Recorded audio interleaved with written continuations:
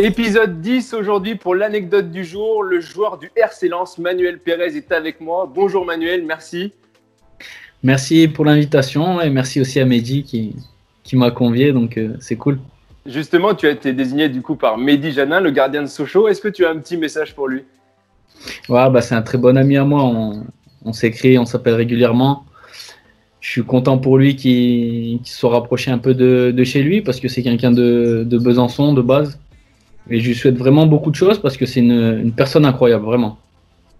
Petit retour sur ta carrière Manuel, comme pour chaque épisode avec tous les invités. Tu es né à Grenoble et tu as été formé du coup dans le club de Grenoble. Après 6 petits matchs en Ligue 2 en 2010-2011, tu connais le dépôt de bilan avec le club. Tu fais 2 saisons pleines en amateur du coup, en CFA2 puis en CFA. Tu signes ensuite ton premier contrat pro avec le Stade Brestois. Tu retrouves la Ligue 2 et tu restes dans ce championnat puisque après 4 ans en Bretagne, tu rejoins le Clermont Foot. Tu restes 2 ans dans le Massif central et ce n'est que depuis cette saison que tu rejoins le RC Lens. Milieu défensif, un jeu propre, simple, tout ça t'amène parmi l'élite en Ligue 1, officialisé il y a quelques jours avec les 100 et or. Toi qui n'es pas originaire du Nord, Manuel, est-ce que tu te rends compte, malgré la situation actuelle, du bonheur des supporters lensois? C'est vrai que c'est un petit peu compliqué à l'heure actuelle parce qu'on n'a pas pu fêter entre guillemets cette montée. Mais je mesure en tout cas l'impact sociétal qu'a le foot dans cette région.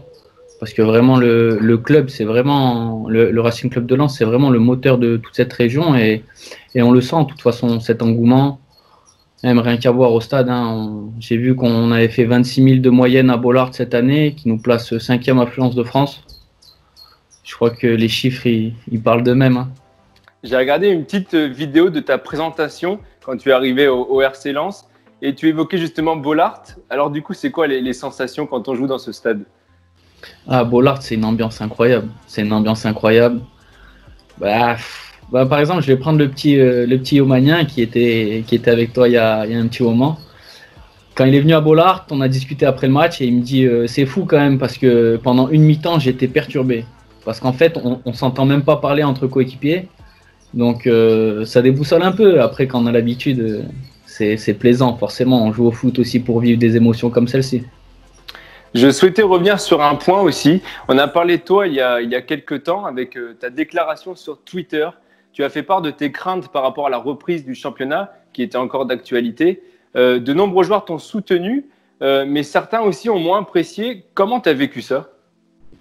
Non, moi, de toute façon, je laisse tout le monde penser. On est en France, chacun est libre de penser comme il le souhaite. Moi, voilà, je voulais juste partager une pensée qui m'appartenait.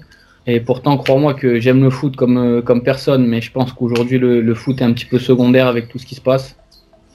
Et je trouve que ça aurait été dommage qu'on soit encore une fois privilégié, notamment par rapport aux tests, j'en ai parlé. Donc voilà, c'était juste ma pensée et c'est vrai que pas mal de gens aussi étaient d'accord avec moi. Tu t'attendais justement à ce que les acteurs de la planète foot répondent autant et soient autant concernés avec ton message? Non, honnêtement, je l'ai pas fait du tout dans ce but.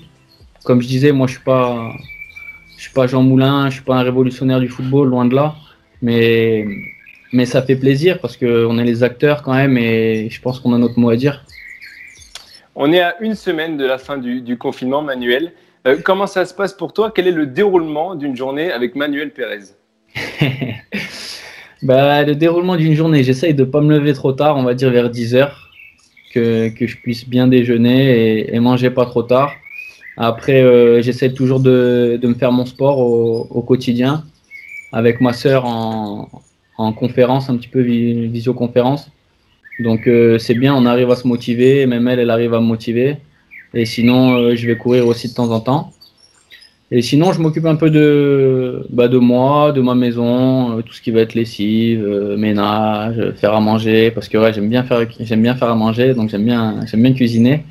Donc forcément, ça occupe un petit peu. Il faut, de toute façon, aujourd'hui, le confinement, il était nécessaire et je pense qu'on doit trouver les moyens pour que ça passe le plus vite possible, entre guillemets. Petite pause, mesdames et messieurs, ma connexion avec Manuel avait lâché pendant l'appel vidéo. La qualité audio de ma voix du coup sera un peu plus médiocre pour la fin de cet épisode. Je m'excuse, mais le principal c'est que l'on entend parfaitement bien Manuel. Donc sans plus attendre, place à l'anecdote. Alors, mon anecdote, tu en as parlé tout à l'heure, après le dépôt de bilan à Grenoble. En fait, on était reparti en CFA2 et du coup, ils ont essayé, les dirigeants, de constituer un groupe assez rapidement parce qu'on n'avait pas trop non plus de temps pour reprendre le championnat et il y avait des joueurs qui n'étaient pas qualifiés. Donc, on est parti, le premier match de championnat en CFA2, joué à Corté. Donc, du coup, il y avait 60 supporters qui nous ont encouragés avant d'y aller. Et la petite anecdote, c'est qu'on a commencé le match, vu qu'il n'y avait pas assez de joueurs qualifiés. Donc, il y avait 3 gardiens qui étaient présents dans le groupe. Donc, Brice Maubleu qui était au cage. Nathan Monti qui jouait attaquant de pointe, parce qu'on n'avait pas d'attaquant.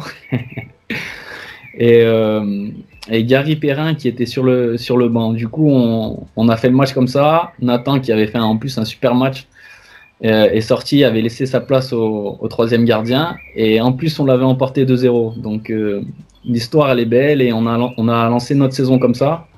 Et à notre retour à Grenoble, et ces mêmes supporters que je connais très bien parce que c'est mon club formateur, étaient là pour nous féliciter. Et on va dire, on a vite relancé la machine après ce dépôt de bilan. Donc une victoire avec 3 gardiens du coup, et ça donne une montée à la fin de l'année, c'est ça? Exactement. Bon, c'est à toi maintenant, Manuel, de proposer le prochain invité. Alors, qui choisis-tu du coup? Je vais nominer Olivier Saragaglia, qui était mon coach à cette époque à Grenoble et qui est mon formateur.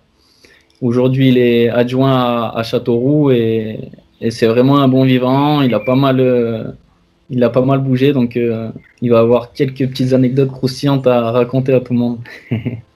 Bon, on espère l'avoir en tout cas rapidement pour l'anecdote du jour. Merci Manuel pour cet épisode. Félicitations encore pour ta montée avec les 100 et or. On te souhaite le meilleur tout simplement pour ta carrière et puis une bonne dernière semaine de confinement du coup. Merci beaucoup, pareillement.